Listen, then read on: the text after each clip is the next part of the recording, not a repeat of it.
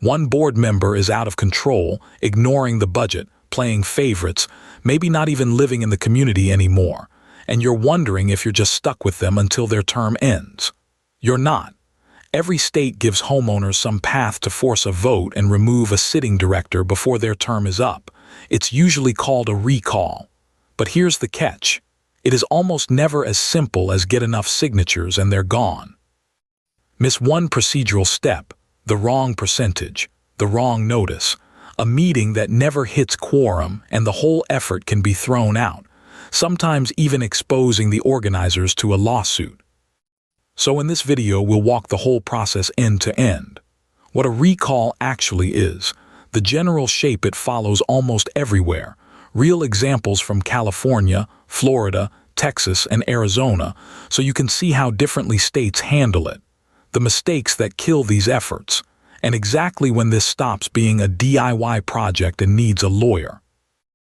Let's get the vocabulary straight before anything else, because people mix these up constantly. A recall is a vote of the owners, not the board, not a judge, to pull someone off the board early. And here's the detail that surprises a lot of people. In most states, you don't have to prove the director did anything wrong. If enough of your neighbors are willing to vote them out, that's usually enough on its own. The law calls this removal without cause. Compare that to actually suing a board member, which does require proving something like fraud or a breach of duty, takes far longer and costs real money. A recall is the fast lane. A lawsuit is the slow, expensive lane you use when the fast lane isn't available or isn't enough. Here's a mistake that trips people up before they even start: reading one HOA forum post and assuming that's the rule everywhere. It isn't. Two documents stacked together for every community, your own CC and RS and bylaws, and whatever your state legislature wrote into its HOA statute.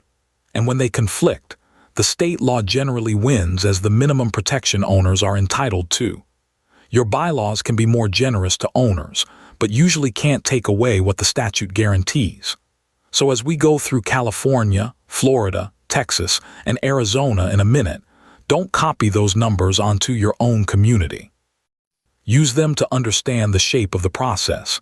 Then go find your own state's statute and your own governing documents for the actual numbers that apply to you.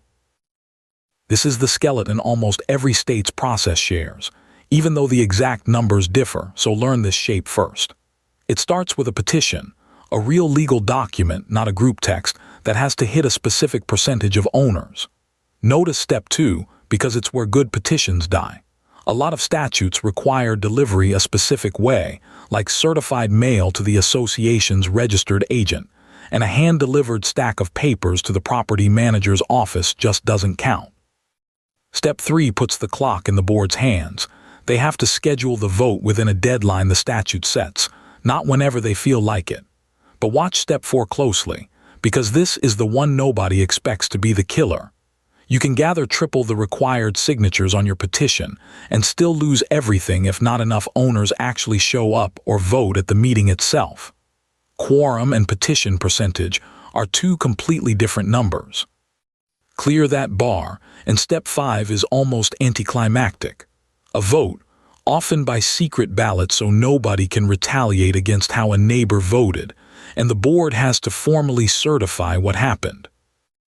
So if you don't need to prove wrongdoing, why do people still list grounds like neglecting duties or a conflict of interest? Because those grounds matter for a different reason. They're what convince your neighbors to actually sign the petition and show up to vote. And if the misconduct is serious enough, like the director quietly steering a contract to their own company, it can also expose that person-to-personal liability completely separate from the recall itself. But flip this around, because it cuts both ways.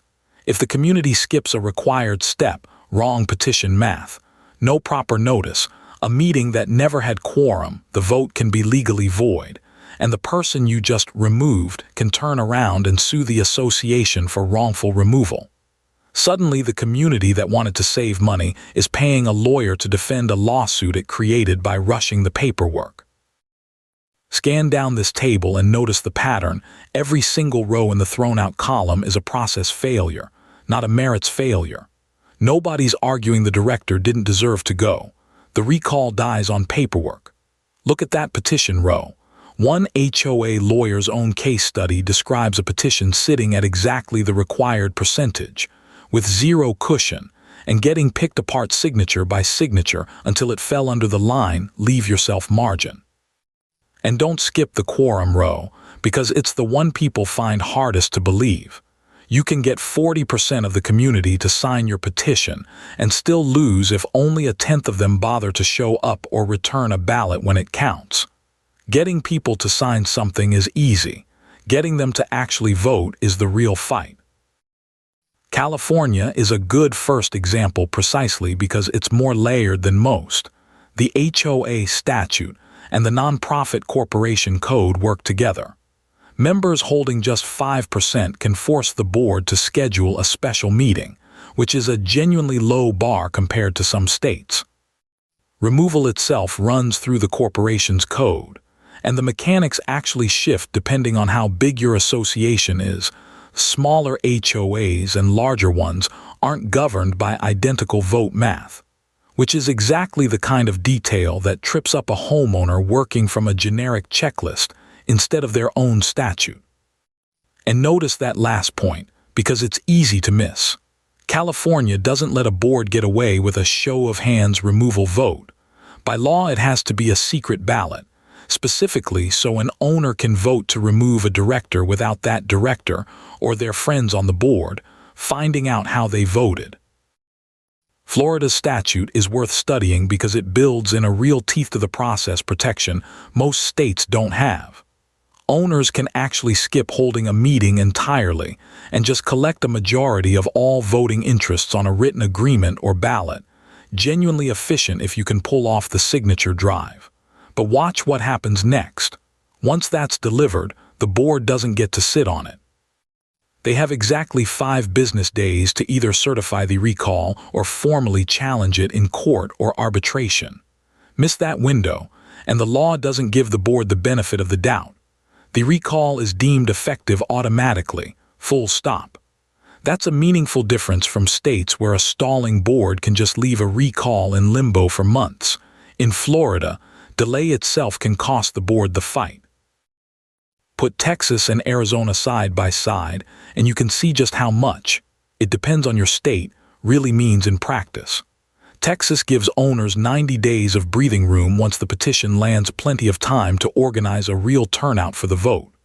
Arizona compresses that same process into 30 days, which sounds tighter, but it also spells out a hard quorum number, 20%, so at least you know exactly what target you're organizing toward. Now here's the one that should really make you slow down. Arizona only lets a petition against the same director happen once per term. Fumble your first attempt, wrong signature count, missed deadline, whatever it is, and you don't get a do-over until that person's term is up. That's exactly the kind of rule that makes get it right the first time more than just good advice. Now let's turn all of that into an actual to-do list. Step 1 is homework, and it's not optional. Pull your CC and RS and bylaws, then separately go find your state's actual statute, because relying on one or the other alone is how people miss a requirement. Step 2 and 3 are where precision matters most. Match the statute's language and percentage exactly, get every signer's printed name, address, and the date, and deliver it the exact way the law demands. If that means certified mail to a registered agent, a text message to the board president does not count, no matter how many people saw it. Step 4 is just watching the clock you started when you delivered that petition. But don't stop there and relax. Step 5 is the one homeowners consistently underestimate. Getting signatures is the easy half. Getting those same people to actually show up or return a ballot is the half that decides everything. And Step 6 closes the loop. Someone needs to confirm the board actually did its job, because "we had the vote and it's official" are not automatically the same thing. We've touched on most of these already, but it's worth collecting them in one place because they repeat constantly across every state. The signature and delivery mistakes are the most common, and they're almost always avoidable with a careful read of the statute before you print a single page. The quorum failure is the one that stings the most, because by the time you discover it, the whole campaign is already over, and in a state like Arizona, you may not get to try again against that same director until their term ends. And don't overlook that fourth bullet, because it runs the other direction. If a board responds to a recall petition by punishing the organizers, say, targeting them for extra fine enforcement, or blocking them from records, that retaliation can become its own legal problem for the association, on top of whatever the recall itself was about. There's a real point where this stops being a homeowner project. If the board just refuses to certify a recall that clearly followed the rules, some states, Florida is a good example, actually build a court or arbitration path into the statute for exactly that standoff, and that's not a fight to walk into without counsel. Get help too the moment anything smells like retaliation or discrimination rather than a straightforward policy dispute, because that shifts you out of HOA law and into fair housing territory. And take it seriously if the removed director starts talking about suing for wrongful removal. One HOA attorney's own case study describes a botched recall turning into a special assessment just to cover legal fees, which is the exact opposite of what the community was trying to accomplish. A single consultation before you start collecting signatures is cheap next to any of that. So here's the short version to carry with you. A recall is the membership's own tool to remove a director before their term is up, and in most states you don't need to prove misconduct, you need votes. The process follows the same basic shape everywhere: petition, proper notice, a board deadline, quorum, and a certified vote, even though the exact numbers swing wildly, from California's 5% meeting trigger to Arizona's once-per-term limit. Before you start, read both layers that govern you, your own CC and RS and bylaws, and your state's actual statute, because the internet's generic advice, including a lot of this video, is only the map, not the territory. And remember what actually sinks most recalls. It's rarely that the community was wrong about the director. It's a missed percentage, a wrong delivery method, or a petition that got signatures but never got votes. This video is general education, not legal advice, and the recall process, the petition percentage, the notice period, quorum, and how a board must certify the result varies significantly by your state and by your community's own governing documents.